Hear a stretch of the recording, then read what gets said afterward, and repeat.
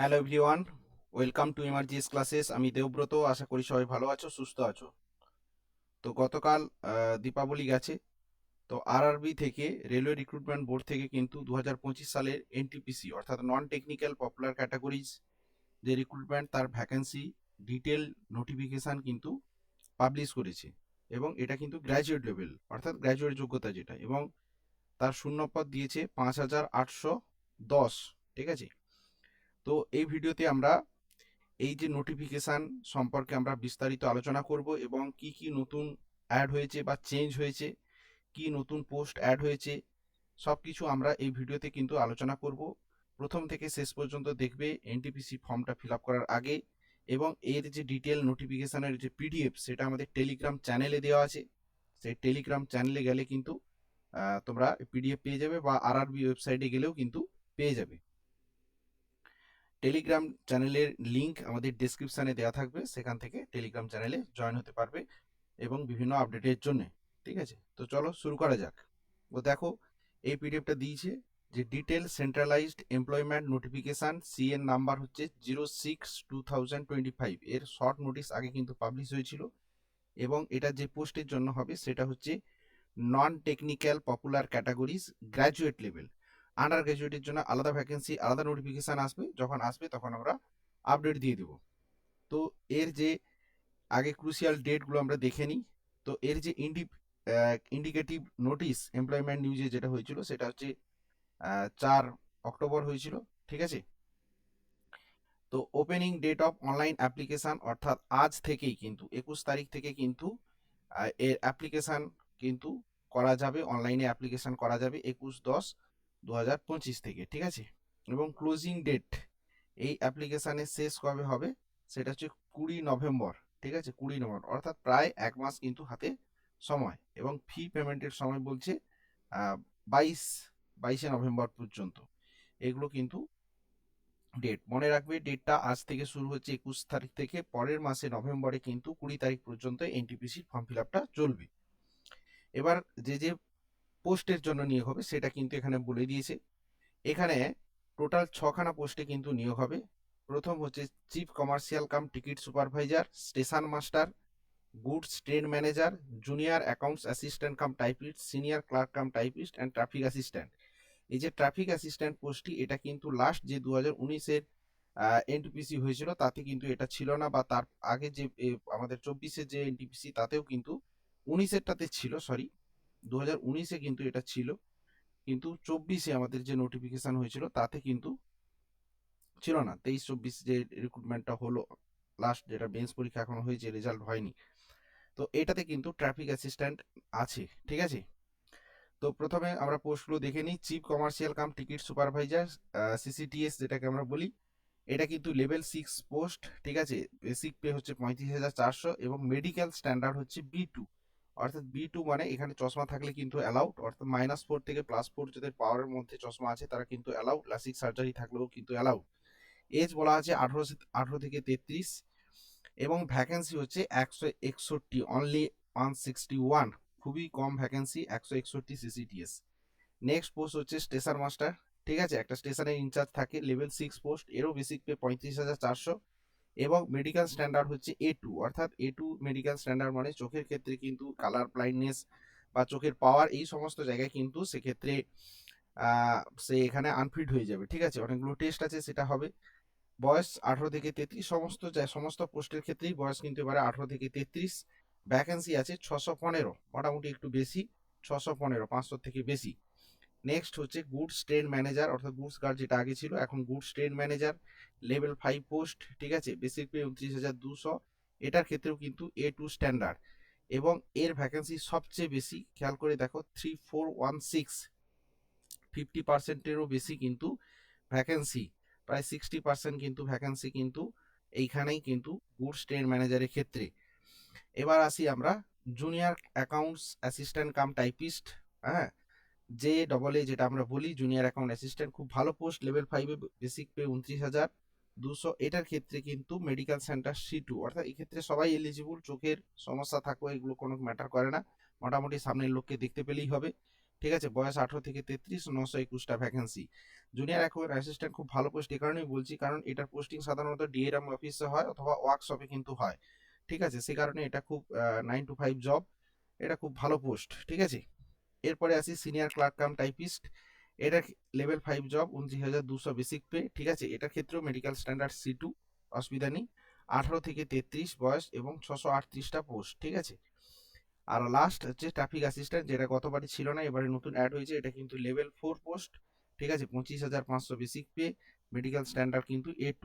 অর্থাৎ এই যে station master, goods train manager এবং ট্রাফিক অ্যাসিস্ট্যান্ট, এই তিনটার ক্ষেত্রে কিন্তু মেডিকেল স্ট্যান্ডার্ডটা দরকার। অর্থাৎ চোখের সমস্যা থাকলে, পাওয়ার বেশি থাকলে, চশমা পড়লে সেক্ষেত্রে কিন্তু মেডিকেল টেস্টে ফেল হয়ে যাবে, সে কিন্তু তার ক্ষেত্রে সমস্যা হবে। বাকি যে তিনটে পোস্ট সিসিটিএস বা JEE এবং সিনিয়র ক্লার্ক কাম টাইপিস্ট, এক্ষেত্রে চোখের সমস্যা মোটামুটি চশমা পড়লে বা সার্জারি ফার্জারি থাকলে কিন্তু এক্ষেত্রে অ্যালাউড হবে। এক্ষেত্রে অনলি 59। ঠিক আছে, এটা শুধুমাত্র কলকাতা জোনেই আছে। ঠিক আছে, মেট্রোতে, বাকি অন্য কোনো জোনে কিন্তু এই ভ্যাকেন্সিটা নেই, এবারে অ্যাড হয়েছে। ঠিক আছে, এবার এই যে আমরা ফর্ম ফিল আপ করবো, এই ফর্ম ফিল আপ করতে গেলে কিন্তু আমাদেরকে অনলাইনে ফর্ম ফিল আপ করতে হবে। ঠিক আছে, প্রথম কথা, এই ফর্ম ফিল আপটা কিন্তু খুব ক্রুশিয়াল। ফর্ম যদি আমাদের ভুল হয় কিন্তু পরবর্তীকালে ফর্ম রিজেক্ট হয়ে যাবে, বা পরে আমাকে মডিফাই করতে হবে আবার 250 টাকা দিয়ে। আমরা আসছি পরে পরবর্তীকালে। তো এই ক্ষেত্রে কিন্তু একটি অনলি ওয়ান আরআরবি, ঠিক আছে, যে আরআরবি গুলো আছে জোন, সেই একটি যে কোনো জোনে তার যে ভ্যাকেন্সি আছে সেটার রেসপেক্টিভলি কিন্তু তোমাকে ফর্ম ফিল আপ করতে হবে। মাল্টিপুল যদি আমি আরআরবিতে ফর্ম ফিল আপ করি সেক্ষেত্রে ফর্ম কিন্তু আমার রিজেক্ট হয়ে যাবে। ঠিক আছে, এবং তার যে পোস্ট প্রেফারেন্স যেমন দেওয়া আছে সেইভাবে কিন্তু দিতে হবে। আচ্ছা, এখানে বলাই আছে যে মেডিকেল স্ট্যান্ডার্ড গুলো A2 বা B2 বা C2 যেটা ছিল আগে, সেক্ষেত্রে A2 ক্ষেত্রে সবগুলোর ক্ষেত্রে ফিজিক্যালি তো ফিট হতেই হবে, তার সঙ্গে যেটা ভীষণ ভীষণ স্ট্যান্ডার্ড, যেটা 6'9" উইদাউট গ্লাসেস হতে হবে। ঠিক আছে, অর্থাৎ কোনো গ্লাস থাকবে না। তারপরে নিয়ার ভিশনের ক্ষেত্রে SN 0.6 without glasses and must pass the test, এইগুলো দিতে হবে। Colour vision test, binocular vision test, night vision test এবং মায়োপিক ভিশন টেস্ট, এই সমস্ত টেস্টে কিন্তু তোমাকে পাস করতে হবে, না হলে কিন্তু তুমি রিজেক্ট হয়ে যাবে, হবে না তোমার। A2 এইগুলো আছে কিনা দেখেই তবে A2 এগুলো কিন্তু ফর্ম ফিল আপটা করতে হবে। আর B2 ক্ষেত্রে কি আছে, 6/9 আর 6/2 উইথ অর উইদাউট গ্লাসেস। ঠিক আছে, অর্থাৎ পাওয়ার থাকলেই হবে। -4 থেকে +4 মধ্যে যদি কারোর চোখে পাওয়ার থাকে সেক্ষেত্রেও সে এলিজিবল। ঠিক আছে, এক্ষেত্রে must pass test, field of vision অর্থাৎ বাইনাকুলার ভিশন টেস্ট এক্ষেত্রে শুধু লাগবে, আর বাকিগুলো কিন্তু লাগছে না। C2 ক্ষেত্রে সেরকম কোনো টেস্ট নেই। 6/12 nil with or without glasses. C2 তো একদম লোয়ার স্ট্যান্ডার্ড, অর্থাৎ C2 তে খারাপ অবস্থা থাকলেও চোখে কিন্তু সে হবে। ঠিক আছে, এরপরে আসি, এই যে বলা আছে দেখো, candidates who have undergone LASIK surgery or any other surgery procedure to correct refractory error are not eligible for the post of medical standard A2। অর্থাৎ A2 ক্ষেত্রে যে পোস্টগুলো আছে, that is station master, goods train manager এবং traffic assistant, এক্ষেত্রে কিন্তু যদি LASIK surgery থাকে সেক্ষেত্রে কিন্তু হবে না, বাকিগুলোর ক্ষেত্রে হবে। Candidates who have undergone LASIK surgery or any other surgery procedure, এটা দেখো, are eligible for having medical standard B2 and C2। অর্থাৎ বাকি যে পোস্টগুলো আছে, অর্থাৎ JEE senior clerk cum typist বা CCTS, এক্ষেত্রে কিন্তু সে এলিজিবল হবে, এটা বলা আছে। আচ্ছা, এজ লিমিটের ক্ষেত্রে আমরা দেখে নিই। এজ লিমিটটা কিন্তু কাউন্ট হবে 1/1/2026, এটা খুব ভালো করে করবে। 1/1/2026 এর ক্ষেত্রে কিন্তু এজ হবে।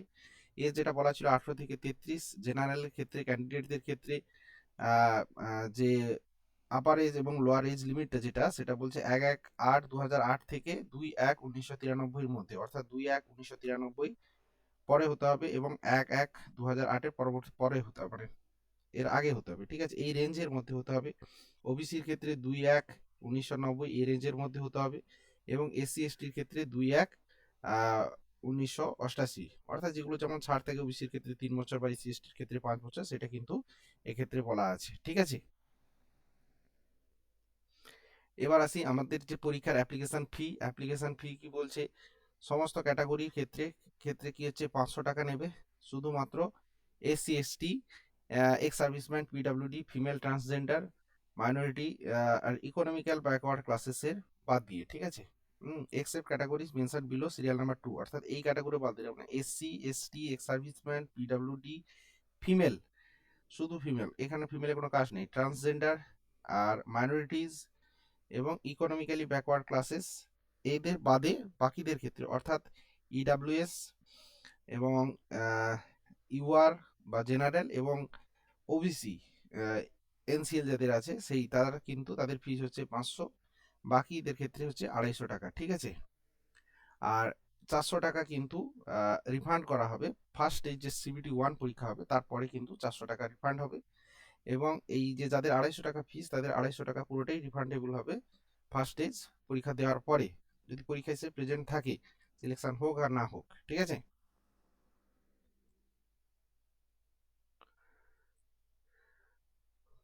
এটা হচ্ছে এই, হ্যাঁ, আর একটা জিনিস যেটা বলার আমি বলে দিই, ইকোনমিক ব্যাকওয়ার্ড ক্লাসেস আর ইকোনমি উইকার সেকশন দুটো কিন্তু এক নয়, ঠিক আছে। দেখো, economically backward class, economic weaker sections and other backward class are not same but three distinct categories, অর্থাৎ তিনটে কিন্তু একই জিনিস নয়।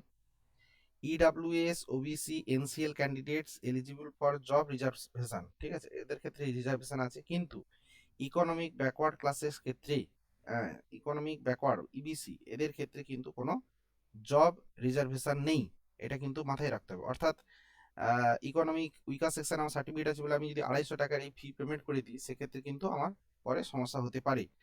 অর্থাৎ যাদের ক্ষেত্রে শুধুমাত্র ইকোনমিক ব্যাকওয়ার্ড ক্লাস এর আলাদা ফর্ম হয়, আলাদা সার্টিফিকেট যাদের আছে, তারাই শুধুমাত্র কিন্তু ওই 250 টাকার ফর্ম ফিল আপ করতে পারবে।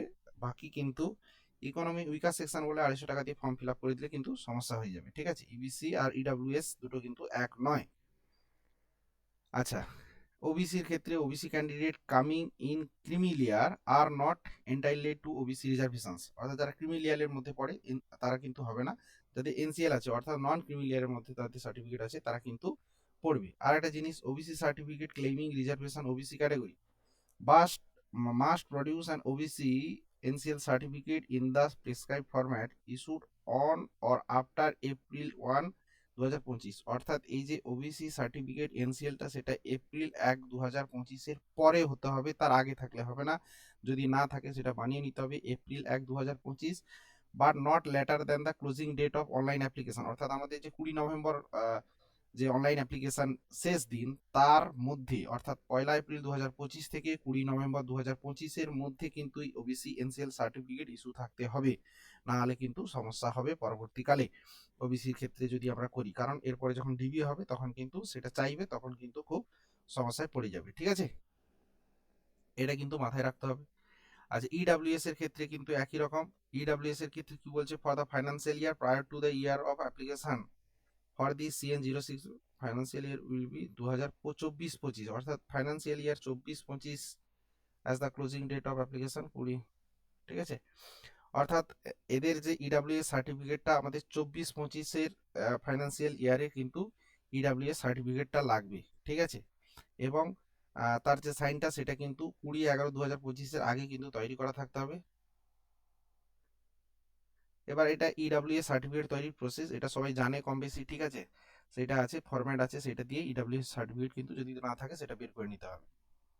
আচ্ছা, রিক্রুটমেন্ট প্রসেসে আসি। রিক্রুটমেন্ট প্রসেস কিভাবে হবে? রিক্রুটমেন্ট প্রসেস হচ্ছে এখানে মোট অ্যাকচুয়ালি 3টে ধাপ আছে। একটা হচ্ছে প্রথমে আছে সিবিটি 1, ঠিক আছে, এটা পাস করার পরে হবে CBT 2, second stage CBT 2 computer base test, ঠিক আছে। তো এটা পাস করার পরে কিছু পোস্টের জন্য হবে সিবিএটি, ঠিক আছে, কম্পিউটার বেসড অ্যাপটিটিউড টেস্ট, এবং কিছু পোস্টের জন্য হবে computer based typing skill test, ঠিক আছে, computer based typing skill test, অর্থাৎ সিবিএটি স্টেশন মাস্টার ক্ষেত্রে হবে, ঠিক আছে, এবং ট্রাফিক অ্যাসিস্ট্যান্ট দুটো পোস্টের ক্ষেত্রে হয়, এবং টাইপিং টেস্টটা সিনিয়র ক্লার্ক কাম টাইপিস্ট এবং জুনিয়র অ্যাকাউন্ট অ্যাসিস্ট্যান্টের ক্ষেত্রে কিন্তু এই দুটো, জুনিয়র অ্যাকাউন্ট অ্যাসিস্ট্যান্ট যেটা পোস্ট, এই দুটো পোস্টের ক্ষেত্রে কিন্তু এটা টাইপিং টেস্ট হবে। বাকি সিসিটিএস এর এবং গুডস ট্রেন ম্যানেজার এই দুটোর ক্ষেত্রে কোনো সিবিএটি বা সিবিটি টিএসটি হবে না, অর্থাৎ অ্যাপটিটিউড টেস্ট বা টাইপিং টেস্ট এটা কিন্তু হয় না, এটা কিন্তু হবে তারপরে ডিভি হবে, দেন মেডিকেল এবং ডিভি, তারপরে কিন্তু ফাইনাল মেরিট এবং জয়নিং হবে। এটা হচ্ছে প্রসেস। তাহলে প্রথমে সিবিটি 1, দেন সিবিটি 2, দেন এই দুটো সিবিএটি অ্যান্ড সিবিটিএসটি, দেন মেডিকেল এবং ডিভি, ঠিক আছে। এবার আসি পরীক্ষার প্রসেস কিরকম থাকে। সিবিটি 1 যেটা হবে, প্রথম স্টেজ পরীক্ষা যেটা কম্পিউটার বেস, সেটা কিন্তু 90 মিনিটের একটা পরীক্ষা হবে, অর্থাৎ 1.5 ঘন্টার পরীক্ষা। তাতে 100 নাম্বারের প্রশ্ন হবে, 100টা প্রশ্ন থাকবে। 40 নাম্বার থাকবে জেনারেল অ্যাওয়ারনেস, 30 নাম্বার থাকবে ম্যাথমেটিক্স, 30 নাম্বার থাকবে রিজনিং। এই টোটাল 100 নাম্বার, 100টা প্রশ্ন, 100 নাম্বার, 90 মিনিট। ঠিক আছে, exam duration in minutes, 90 minutes. ঠিক আছে, এখানে নেগেটিভ মার্কিং থাকবে, 1/3 নেগেটিভ কিন্তু থাকবে। ঠিক আছে, এরপরে এখানে যারা কোয়ালিফাই করবে দেন তারা সিবিটি 2-তে যাবে। ঠিক আছে, তো এখানে যে সিলেবাস ম্যাথামেটিক্স, রিজনিং এবং জেনারেল অ্যাওয়ারনেস এটা দেওয়া আছে, দেখে নিতে পারো। ঠিক আছে, নর্মাল যা কম্পিটিটিভ এক্সামে পরীক্ষা হয় তাই কিন্তু থাকে। এরপরে আসি সেকেন্ড স্টেজ সিবি2। তো ফার্স্ট স্টেজে যারা পরীক্ষা দেবে সেখান থেকে মোট তার যত ভ্যাকেন্সি থাকবে তার 15 গুণ ক্যান্ডিডেট কিন্তু সিবিডি 2-তে টাকা যাবে। ঠিক আছে, এই যে total number of candidates to be shortlisted shall be 15 times of the community wise vacancy, অর্থাৎ যা তার ভ্যাকেন্সি থাকবে তার 15 গুণ ক্যান্ডিডেটকে কিন্তু সেকেন্ড স্টেজ সিবিটিতে ডাকা হবে। এক্ষেত্রে কিন্তু 90 মিনিটের পরীক্ষা, অর্থাৎ 1.5 ঘন্টার পরীক্ষা। এক্ষেত্রে কিন্তু টোটাল 120 প্রশ্ন, 120 নাম্বারের পরীক্ষা হবে। অর্থাৎ প্রথমেরটাও 90 মিনিট, এখনও 90 মিনিট, শুধু আগে ছিল 100 নাম্বার, এখন হবে 120। অর্থাৎ স্পিডটা তোমাকে বাড়াতে হবে, আর কিছু নয়। এক্ষেত্রে জেনারেল অ্যাওয়ারনেস 50 থাকবে, ম্যাথামেটিক্স 35, রিজনিং হচ্ছে 35। আগেরটাই ছিল ম্যাথামেটিক্স 30, রিজনিং 30, আর জিএস হচ্ছে 40। এক্ষেত্রে জিএস 50, আর এক্ষেত্রে ম্যাথস 35 এবং জিআই 35। ঠিক আছে, এক্ষেত্রেও 1/3 নেগেটিভ থাকবে, এবং এর ক্ষেত্রেও প্রায় সেম সিবিটি 1 এর যা সিলেবাস তাই সিলেবাসে কিন্তু ম্যাথস, রিজনিং এবং জেনারেল অ্যাওয়ারনেস থাকবে। ঠিক আছে, এরপরে হবে কি সিবিএটি টেস্ট বা কম্পিউটার অ্যাপটিটিউড টেস্ট। ঠিক আছে, যখন সিবিটি টেস্ট হয়ে যাবে তারপরে কিন্তু এদের থেকে কোন দুটো পোস্টের জন্য আমি বললাম, স্টেশন মাস্টার এবং ট্রাফিক অ্যাসিস্ট্যান্টের জন্য কিন্তু সিবিএটি হবে। ঠিক আছে, এবং এই যে সিবিটি 2 দেবে যারা, তার মধ্য থেকে টোটাল যা ভ্যাকেন্সি থাকবে স্টেশন মাস্টার এবং ট্রাফিক অ্যাসিস্ট্যান্ট, তার 8 গুণ ক্যান্ডিডেটকে ডাকা হবে। Candidates equal to 8 Times. হ্যাঁ, 8 গুণ ক্যান্ডিডেটকে কিন্তু ডাকা হবে। এই স্টেশন মাস্টার এবং ট্রাফিক অ্যাসিস্ট্যান্টের যা পোস্ট তার 8 গুণ ক্যান্ডিডেটকে ডাকা হবে এই সিবিএটিতে। ঠিক আছে,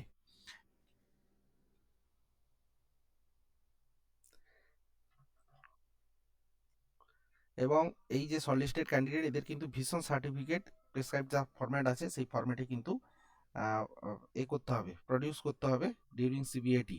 আচ্ছা, এটা গেল এবং হ্যাঁ, এরপরে যে ফাইনাল সিলেকশন হবে স্টেশন মাস্টার এবং ট্রাফিক অ্যাসিস্ট্যান্ট, স্টেশন মাস্টার এবং ট্রাফিক অ্যাসিস্ট্যান্ট এই দুটোর পোস্টের ক্ষেত্রে কিন্তু ফাইনাল যে মেরিট তৈরি হবে সেক্ষেত্রে এই যে সিবিটি 2 হবে, সিবিটি 2 এর যা স্কোর এবং সিবিএটি হবে যেটা, তার যে স্কোর, এই সিবিটি 2 এর টোটাল যা স্কোর হবে তার 70% ওয়েটেজ, এবং সিবিএটি যেটা থাকবে তার কিন্তু 30% ওয়েটেজ কিন্তু নেওয়া হবে, নিয়ে টোটাল করে তার কিন্তু একটা ফাইনাল মেরিট লিস্ট তৈরি করা হবে স্টেশন মাস্টার এবং ট্রাফিক অ্যাসিস্ট্যান্টের ক্ষেত্রে।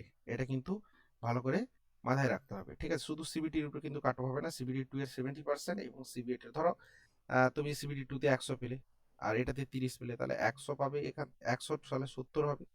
আর এক্ষেত্রে ধরো তুমি 100 পেলে, তাহলে তার 30% মানে 30, 70, 30 দিয়ে 100 হবে। যদি আমি সাপোজ ধরি এটা 100 আর এটা 100 আর কি, এরকম একটা হিসাব হবে। আচ্ছা, এরপরে কম্পিউটার বেসড স্কিল টেস্ট সিবিটিএসটি, এটা কার কোন কোন পোস্টের ক্ষেত্রে হবে বললাম, যে সিনিয়র ক্লার্ক কাম টাইপিস্ট এবং junior account assistant cum typist, এই দুটোর ক্ষেত্রে কিন্তু টাইপিং টেস্ট হবে। এক্ষেত্রে কিন্তু এই পোস্টের যতগুলো ভ্যাকেন্সি থাকবে তার 8 গুণ ক্যান্ডিডেট কিন্তু টাইপিং টেস্টে ডাকা হবে।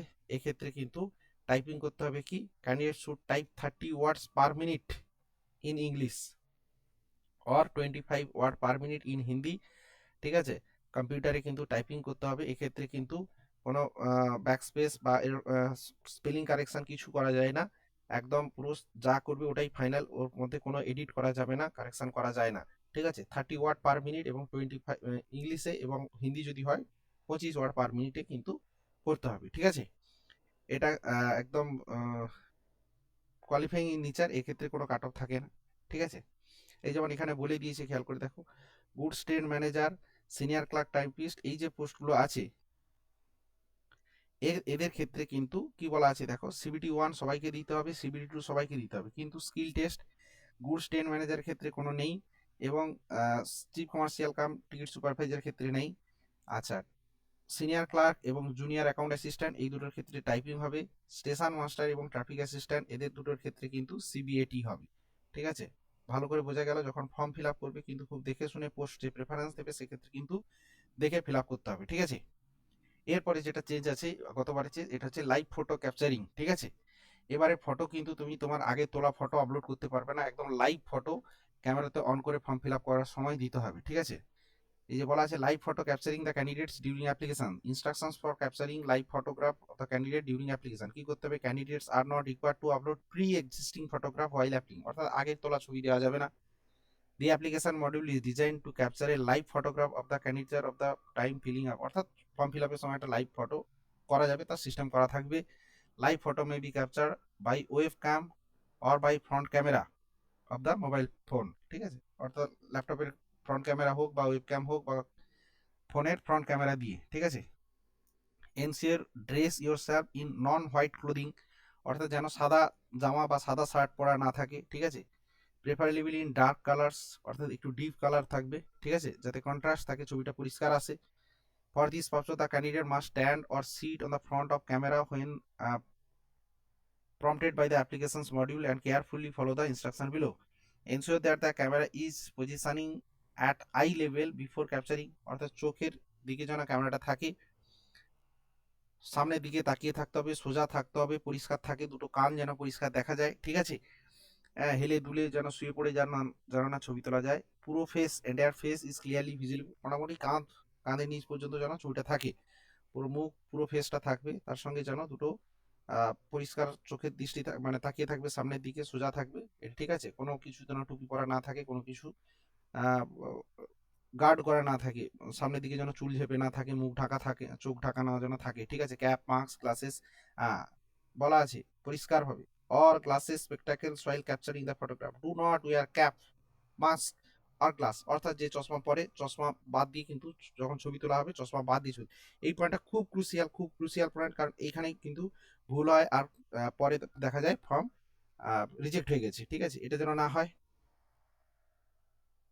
প্রিভিউ করা যাবে, রিটেক করা যাবে বলা আছে, ঠিক আছে। আর application photograph do not comply with the, নাহলে রিজেক্ট হয়ে যাবে, যেটা বলেছে যা বলা আছে সেটা যদি না হয় তাহলে রিজেক্ট হয়।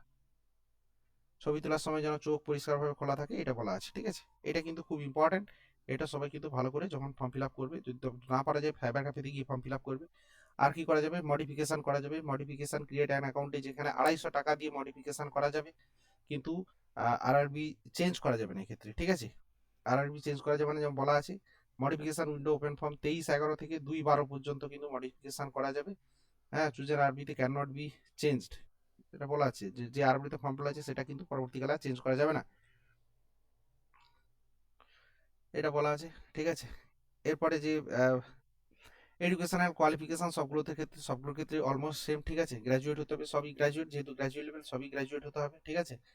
এগুলো বলা আছে। আর যারা একটু বেঞ্চমার্ক ডিসেবিলিটি যাদের আছে তারা কোন কোন পোস্টে অ্যাপ্লাই করতে পারবে সেটা কিন্তু পরিষ্কার এখানে দেওয়া আছে, দেখে নেবে, ঠিক আছে। বাকিগুলো আগে বলা হয়েছে। এরপরে আসি ভ্যাকেন্সি লিস্ট। ভ্যাকেন্সি যদি দেখা যায় এবছর টোটাল তো 5810 ভ্যাকেন্সি, সবাই জানো 5810 ভ্যাকেন্সি। বিলাসপুরের ক্ষেত্রে কিন্তু সবচেয়ে বেশি ভ্যাকেন্সি আছে 864 বিলাসপুরের ভ্যাকেন্সি আছে। কলকাতার ক্ষেত্রে ভ্যাকেন্সি আছে 685 ভ্যাকেন্সি। আর রাঁচির ক্ষেত্রে আছে 651 ভ্যাকেন্সি। মুম্বাইতে ভ্যাকেন্সি আছে 596, মালদাতে 522। এবছর ওয়েস্ট বেঙ্গলে যে জোনগুলো রিলেটেড পড়ে তাতে কিন্তু ভ্যাকেন্সি বেশ ভালোই আছে, যেমন মালদা জোন পড়ে ওয়েস্ট বেঙ্গলের মধ্যে, কলকাতা জোন কিন্তু আমাদের ওয়েস্ট বেঙ্গলের মধ্যে পড়ে, পুরোটা নয়, কিন্তু এগুলো সব ভ্যাকেন্সি 685 522 দুটোই কিন্তু। শুধু শিলিগুড়িতে ভ্যাকেন্সি কম আছে, সবচেয়ে লোয়েস্ট 21, এবং মুজফ্ফরপুর এবং পাটনা যেই দুটো জোন, এটা কিন্তু সমস্যাকর। বিহারের ছেলে মেয়ে যারা আছে তারা কিন্তু বিহারের জোনে কিন্তু নেই। পাটনা এবং মুজফ্ফরপুর দেখো 23টা আর 21টা ভ্যাকেন্সি, আর সবচেয়ে কম হচ্ছে 21খানা ভ্যাকেন্সি। এগুলোতে ক্ষেত্রে কি হবে, হয় সবচেয়ে কম ফর্ম ফিল আপ হবে, কাট অফ হাই যেতে পারে। হ্যাঁ, এটা গুয়াহাটিতে এবারে কিন্তু ভ্যাকেন্সি একদম কম, 56 গুয়াহাটিতে ভ্যাকেন্সি, ঠিক আছে। ভুবনেশ্বরে কিন্তু ভ্যাকেন্সি আছে 231টা, ঠিক আছে। ভ্যাকেন্সি লিস্ট আমরা কোন জোন বেটার হবে বা কোন জোনে ফর্ম ফিল আপ করা হবে সেটা আমরা পরবর্তীকালে 2-3 দিনের মধ্যে কিন্তু ভিডিও দেবো। ফর্ম ফিল আপ করে 3-4 দিন পরে ফর্ম ফিল আপ করা শুরু করবে, সেক্ষেত্রে যদি কোনো চেঞ্জ থাকে সেটা কিন্তু পরিষ্কার বোঝা যাবে, আমিও কিন্তু ভিডিও দেবো, ঠিক আছে। আচ্ছা, আর আজমিরে 345, মোটামুটি এই উপরের গুলো মোটামুটি যেগুলো গ্রিন করা আছে এগুলো মোটামুটি একটু বেশি ভ্যাকেন্সি, মিডিল ভ্যাকেন্সি এগুলো, আর এইগুলো হচ্ছে সব রেড জোন ভ্যাকেন্সি 79 58, সব বিলো 100 ভ্যাকেন্সি এগুলো, ঠিক আছে।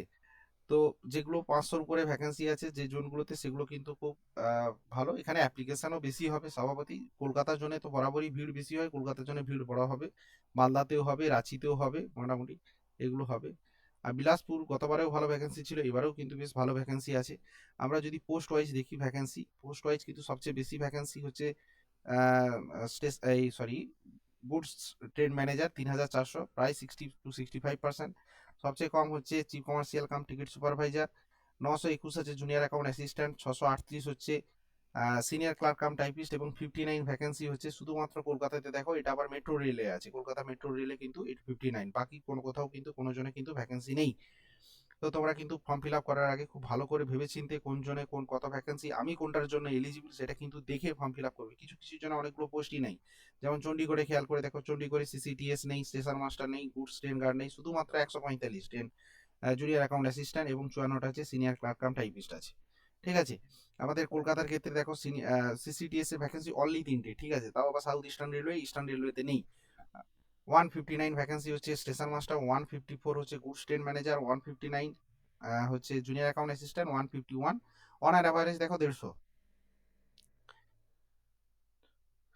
ঠিক আছে, এটা আছে। আর 59টা আছে আমার ওই কি বলে ট্রাফিক অ্যাসিস্ট্যান্ট। ঠিক আছে, বিলাসপুরে 35টা, 812টা হচ্ছে গুডস ট্রেন ম্যানেজার বিলাসপুর জোনে। ঠিক আছে, 812, 585 রাঁচি জোনে আছে। ঠিক আছে, 461 আছে মালদা জোনে। ঠিক আছে, সিসিটিএস নাই, 35টা স্টেশন মাস্টার আছে, জুনিয়র অ্যাকাউন্ট অ্যাসিস্ট্যান্ট 26টা আছে, সিনিয়র ক্লার্ক কাম টাইপিস্ট। ঠিক আছে, ভোপালের ক্ষেত্রে 337খানা পোস্ট হচ্ছে শুধুমাত্র গুডস ট্রেন ম্যানেজার, 26টা হচ্ছে যে এগুলো এরকম ভ্যাকেন্সি আছে, মোটামুটি দেখে নেবে লিস্ট, এগুলো আমাদের টেলিগ্রাম চ্যানেলে আমরা দিয়ে দেবো। ঠিক আছে, সেখান থেকে পেয়ে যাবে। ঠিক আছে, তো এই ছিল যে আমাদের এনটিপিসির যে ফর্ম ফিল আপের যে ডেটা, যেগুলো যা বলা আছে সেইটা হচ্ছে ডিটেল আলোচনা। ঠিক আছে, আমরা কিন্তু কোন জোন ভালো হবে, কোন জোনে ফর্ম ফিল আপ করা ভালো হবে, সেফেস্ট জোন কোনটা হবে, কোন জোনটা সুবিধা হবে, এই সমস্ত আরআরবি সংক্রান্ত সমস্ত আপডেট পরবর্তীতে আনতে থাকবো ফর্ম ফিল আপের বিষয়বস্তু। ঠিক আছে, তো চ্যানেলটাতে অবশ্যই সাবস্ক্রাইব করবে। ভিডিওটা শেষ পর্যন্ত দেখার জন্য অনেক ধন্যবাদ। দেখা হবে পরবর্তী ভিডিওতে। Tata, bye bye.